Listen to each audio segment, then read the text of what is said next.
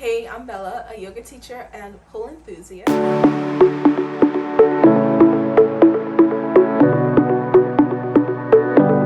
And in today's video, we are focusing on handstands. We're going to break down the fundamentals of getting into a handstand, and then I'll give you one drill to help get you into the movement and get you comfortable with being upside down.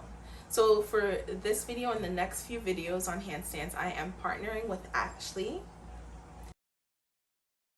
to bring you guys a set of videos on conditioning fundamentals and everything to get your handstands up to par so you can add the pull. So for today's video, we are going to start with some quick drills to warm up your wrist and get your body ready to go upside down. Then we're going to do a fundamental breakdown of the posture itself. We're going to go over the alignment cues and where you need to be in space, where your body needs to be in space. And then last but not least, we're going to put everything I just taught you into practice, and we're going to go through one drill and the different sections of the drill. So there's ways to level up that drill to make it harder, and ways to level it down if you're just beginning and starting to get comfortable with the idea of going upside down. So what you're going to need for this class, you will need a yoga mat.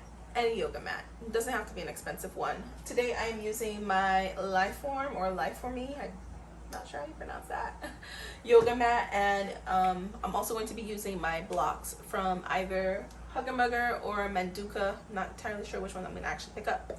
And I'm going to be using a strap from Manduka as well. Now if you don't have a strap, you can use a pair of leggings, you can use a belt, something that's easy for you to grasp and hold and pull. It does not need to be something that is flexible or malleable. It doesn't need to be able to move, just something for you to pull onto. If you don't have yoga blocks, you can use a book for this. You don't really need both the strap and a block. One or the other will do.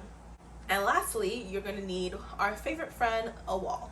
So make sure you're near a wall that doesn't have any pictures or anything on it that you can fall into or knock over. So make sure you clear some space on the wall to use to practice. And let's get started.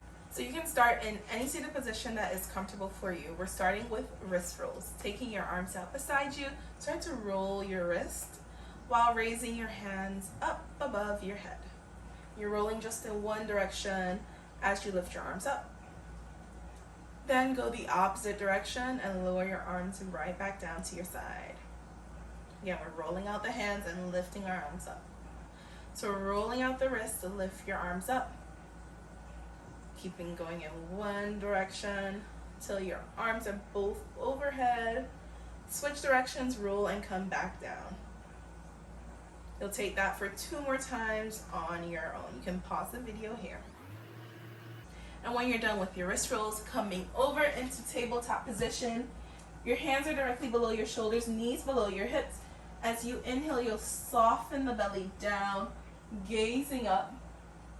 Exhale, tilt the pelvis forward, head comes down, gazing back towards your thighs. Again, you'll inhale to soften the belly down, gazing up for cow pose. Exhale, rounding in the upper back, belly pulls into spine, tailbone tucks under, gazing back for cat. Coming back to a neutral spine, turn your fingertips so they're facing the long edges of your mat. And then rock from side to side. Make sure you're feeling the weight move from one hand to the other. If you want to make this harder, just lean forward, pressing more of your weight into your palms. Coming back to center, turn your hands again, this time so your fingertips face your knees. And rock it out from side to side.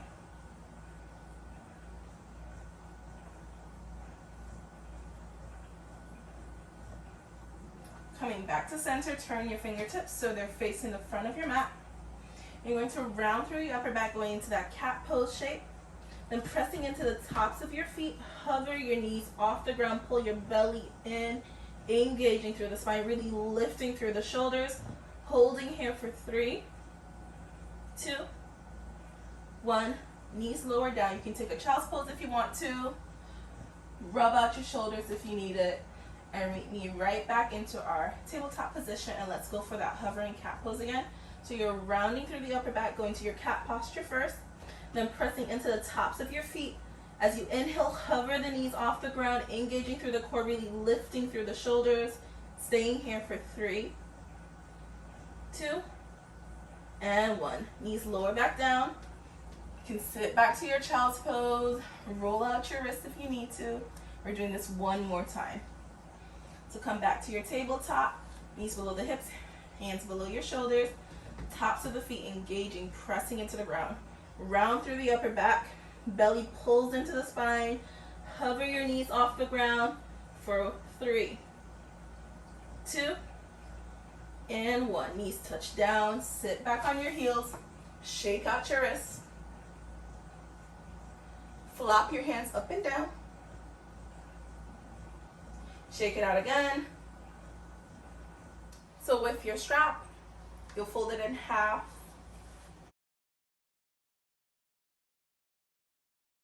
So you'll take it in half, hold it about shoulder width distance apart, and pull the strap apart, engaging through your shoulders. And for now, we're just going to hold it here and pull. Now roll your shoulders down and back, pulling your shoulders away from your ears, and lower your arms down to meet your thighs. You're going to lift both arms up, bring your bicep by the ears, make sure you're still pulling the strap apart, and lower right back down. Again, you're going to lift up, make sure you're engaging through the belly, so even if you're on your knees, you're sitting down, pull the belly in towards the spine as you lift, and lower. You can do this standing as well. You can probably have a better control of pulling in through the belly. And last one, lift up. And lower right back down. Now, if you don't have a strap, you can do this with a block. I will use my Manduka block. You're going to take the block in between your hands, widest side. You're going to just lift the block up. So with the strap, you're pulling the strap apart. With the block, you're going to be pressing your hands into the block. So pressing your hands into the block, as always, we're going to start just holding the block out in front of us, like we held the strap out in front of us, and just feel the engagement through the arms and your shoulders as you press into your block. Then roll your shoulders back. Think of lengthening through the spine. Shoulders are pulling away from your ears, and lift the block up. Belly engages, pulls in towards the spine, and lower the block back down to meet your thighs. You'll take that 2 more times. So come into your tabletop position. Hands directly below the shoulders, knees below your hips. Walk your knees back a couple inches. Tuck your toes under. Pressing into your hands, press your hips back, straighten through the legs and arms, lifting up to your downward facing dog. Body's in the shape of an upside down V. Hips are your highest point. Really press through the arms, lifting through the shoulders to press your hips up and back. Now if your heels don't comfortably make it to the ground, you can bend your knees and just focus on lifting up and pressing back.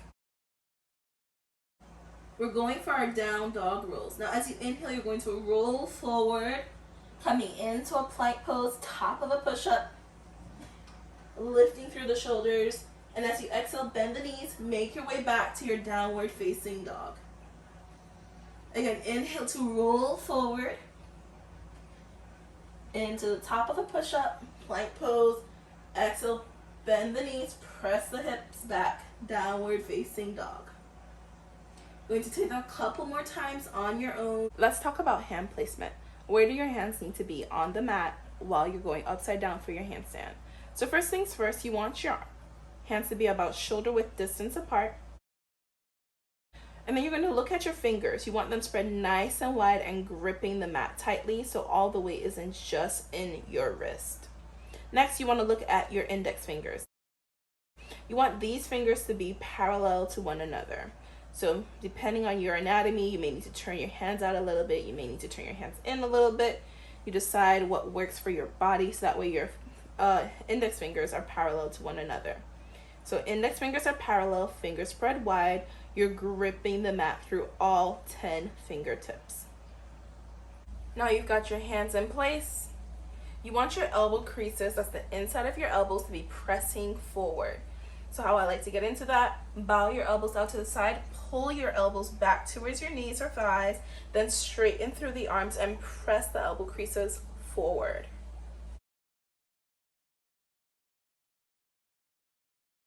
Once you get comfortable with the idea of pressing your elbow creases forward, you don't really need to do this scooping motion. Coming into a tabletop position for this next alignment cue. So remember when we did our cat-cow, that's this for cow, this for cat. When we did our cat breathing, we were pressing and lifting the ground away. So I want you to keep that same engagement with pressing the ground away through your shoulders, belly tucking in as we go up and into our handstand. So you're really rounding through the upper back, press the ground away, pull your belly in towards the spine. Now let's put those 3 cue points together and get into our drill. So our drill for today is our L-Handstand. So once you've cleared your wall space, let's get started on the conditioning portion of this class. So you come down to your hands and knees, set your hands upright, make sure your hands are shoulder width distance apart, index fingers parallel, rest of fingers spread wide, grip the mat, elbow creases pressing forward, and lift up into your downward facing dog. Now my heels are pressing against the wall, my knees are bent slightly, so I'm pressing my hips up and back. From here, I'm going to walk my feet up the wall, bringing them so my heels are in line with my hips. Then I'm going to straighten through my legs, pressing my hips back, lifting through the shoulders, and I'm in this L shape. You can stay here for a few breaths, then walk your feet down the wall. Try to take your time as you lower down. And take a child's pose, catch your breath. So we're going to take that L shape again. Again, make sure your hand placement's all right. Elbow creases are pressing forward, then lifting up into that downward dog shape. Walk your feet up the wall. You want your feet to be in line with your hips, straighten through the legs, and come into our L handstand.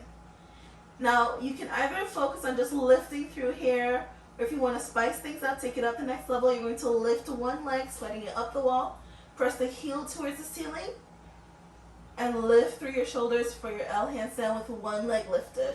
Be sure to try it on the other side as well. And then slowly make your way back down the wall. Take a breather. Shake out your wrist if you need to. Take a child's pose. And when you're ready, you'll either practice your L handstand again or practice lifting one leg at a time. This is a conditioning pose for your L handstand. Now, if you have a home with a hallway, meaning 2 walls, you can get between the 2 walls and practice lifting one leg, pressing the heels towards the ceiling, then lift the other leg to meet it, so that way you have a wall behind you to catch you from falling over. And just remember to lift through the shoulders and press up. Continue practicing these steps, and then you can meet me in video 2 or hop on over to Ashley's page and see what her first video and second video is.